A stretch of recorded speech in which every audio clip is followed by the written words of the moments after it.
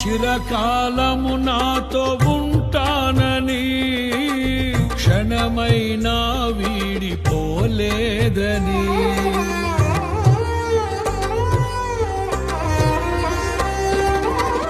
నీలో నన్ను చేర్చుకున్నావని తండ్రితో ఏకమై ఉన్నామని ఆనందగానము నే పాడనా ఆనందగానము నే పాడనా ఏదైనా నాకున్న